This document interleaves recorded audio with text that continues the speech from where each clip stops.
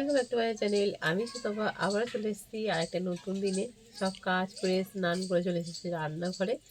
আর চা খাবো, চা ঢালছি।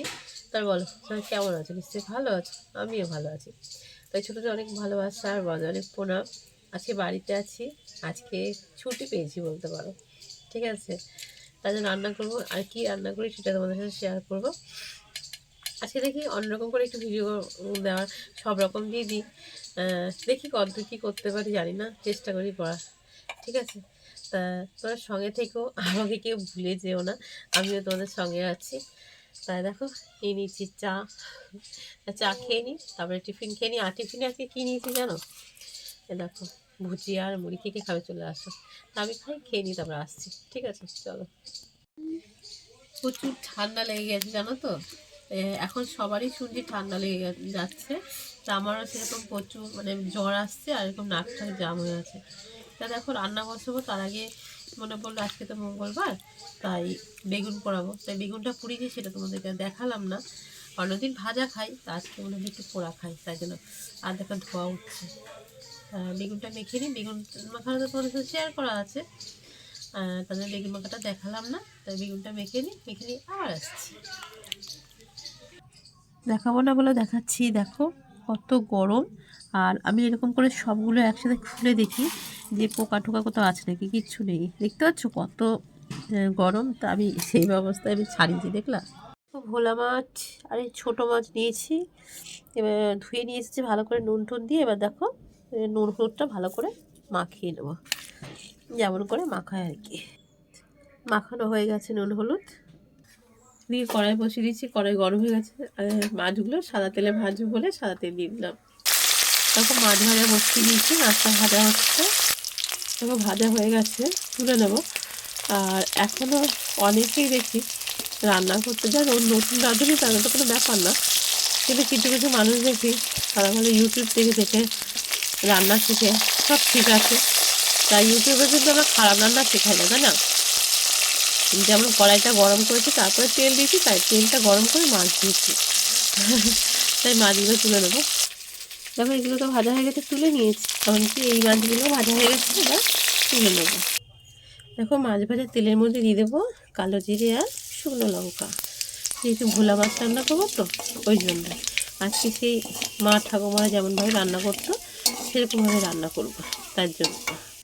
এই তেলের পরে দিয়ে দেবো একটা টমেটো, দিয়ে দেবো পরিমাণ মতন লবণ, পরিমাণ মতন হলুদ গুঁড়ো, দিয়ে দেবো পরিমাণ মতন জিরে গুঁড়ো। এই দেখো একটু জল দিয়ে মশলাটাকে একটু কষিয়ে নেবো ভালো করে, যতক্ষণ না তেল ছাড়ে। দেখো তেল ছেড়ে দিয়েছে। আমি শুকনো লঙ্কা দিইনি, যে শুকনো লঙ্কার ব্যবহার করবো না বলে, তার জন্য কাঁচা লঙ্কা দিয়ে করে চাই। সেটা দেখতে পাচ্ছ মশলাটা কষানো হয়ে গেছে, তেল ছেড়ে দিয়েছে। এবার দিয়ে দেবো পরিমাণ মতো জল। আগেকার দিন একটা গল্প শুনেছিলাম, দেখো দিয়ে দিলাম জল। জলটা ফুটুক, আমি তাহলে মশলা বানিয়ে নেবো একটা। আগেকার দিনে মা ঠাকুমার মুখে শুনেছিলাম এরকম বেগুন রান্না করছিল, দিয়ে বেগুন রান্না করে জল দিয়েছে।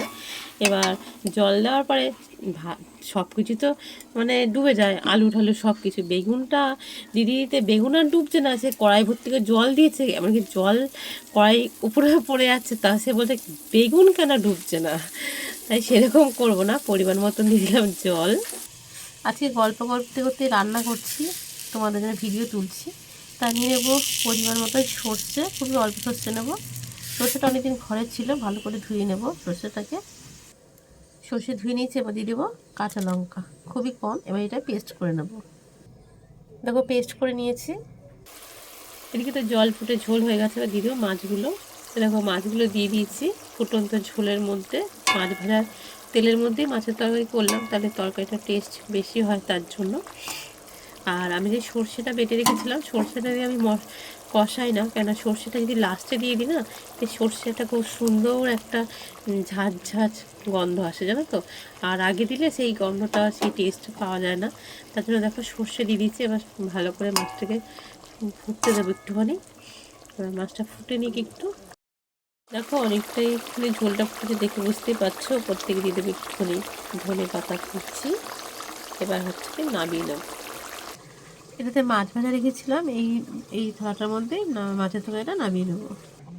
দেখো নামিয়ে নিয়েছি। আগে বেশ খুব সর্ষে খেতাম ভোলা মাছ ইলিশ মাছের সাথে, এখন খাওয়া হয় না। অনেক দিন পরে রেসিপিটা করলাম, কেমন হচ্ছে তুমি অবশ্যই বলো। দেখো এখন তো শীতকাল, ধনেপাতা তো সবেতেই ভালো লাগে, তার জন্য ওপর থেকে ধনেপাতা দিয়ে দিলাম।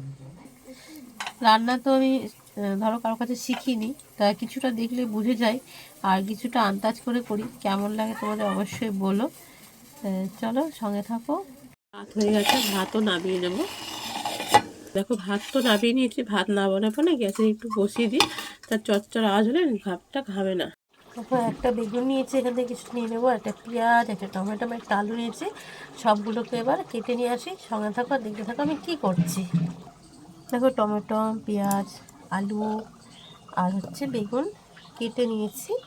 এবার একে একে মশলাগুলো দিয়ে দেবো। পরিমাণ মতন দিলাম হলুদ, তারপর দিলাম একটু যেটা আমার সিক্রেট মশলা, সেই মশলাটা। তারপরে দিলাম একটু জিরে গুঁড়ো, তারপরে দিয়ে দেবো একটু লঙ্কা গুঁড়ো, দেখো। আর এরপরে দিয়ে দেবো একটুখানি কালো জিরে পরিমাণ মতন। আর কি করছি বলো তো, কেউ বুঝতে পেরেছো বলো? তারপর দিয়ে দেবো একটু সর্ষের তেল, সবই পরিমাণ মতন হবে, জানো তো। এইটা মাখলেও না এই কাঁচা গন্ধটা খুব ভালো লাগে, জানো। এই দেখো, আর নুন ছাড়া থেকে গুণ গাইবে না, তাই দিয়ে দিলাম পরিমাণ মতন লবণ। এর মধ্যে দিয়ে দেবো একটুখানি গ্রেট করা আদা, অল্প পরিমাণে দিয়েছি। আর একটু দেবো ধনে পাতা বাটা, এই দেখো দেখতে পাচ্ছ, ধনে পাতাটা বেটে নিয়েছি, ধনে পাতা বাটা দেবো এর মধ্যে একটুখানি। আর দেবো কাঁচা লঙ্কা। এই দেখো, তোমরা যেমন ঝাল খাবে সেরকম দেবে, আমি আমার মতন ঝাল দিলাম। এবার সবগুলোকে এবার একসাথে মেখে নেব। আর এই খাবারটা হলে এইটাতেই এক থালা ভাত খাওয়া হয়ে যায়।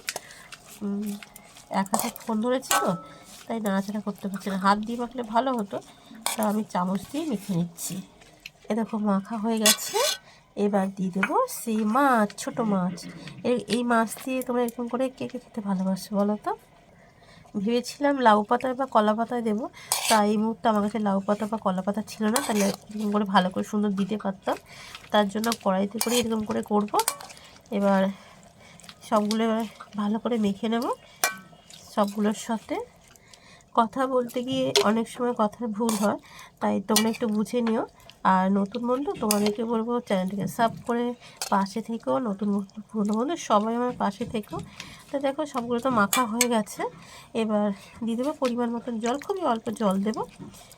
এই দেখো এখনই দেখতে পাচ্ছ কী মনে হচ্ছে যে তুলে খাওয়া হয়ে যাবে, তাই না? এই দেখো হয়ে গেছে।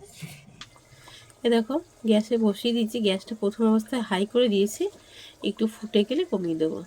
ফুটে গেছে, এবার আমি ঢাকা দিয়ে একটু আঁচটা ধুয়ে রেখে দেবো, ওই 5-7 মিনিট রাখলেই হবে।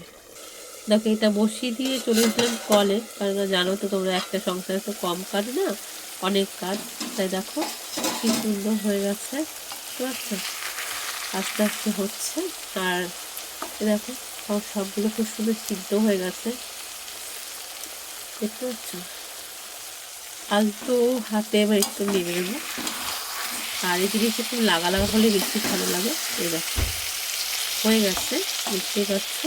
এবার হচ্ছে দেখো গরম গরম নামিয়ে নিচ্ছি।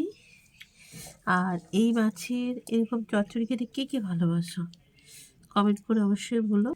কার কার জিভে জল আসছে অবশ্যই বলো। তো আজকে দেখো লেবু, শসা, তার সাথে আছে মাছ, তোমরা দেখতে পেলে। আর আছে গরম গরম ভাত, তার সাথে আছে বেগুন বড়া মেখে নিয়েছি, কেন শীত চলে যাচ্ছে, তার আগে ভালো মতো খেয়ে নিতে হবে। তাই আজকের রেসিপিগুলো তোমাদের কেমন লাগলো অবশ্যই বলো। সবাই ভালোবেসে পাশে থেকো, সবাই সুস্থ থেকো, ভালো থেকো। দেখা হবে নতুন করে ভিডিওর সঙ্গে। এখন মতো আসি, সবাইকে টাটা। খাওয়া দাওয়া করে নিতে হলে।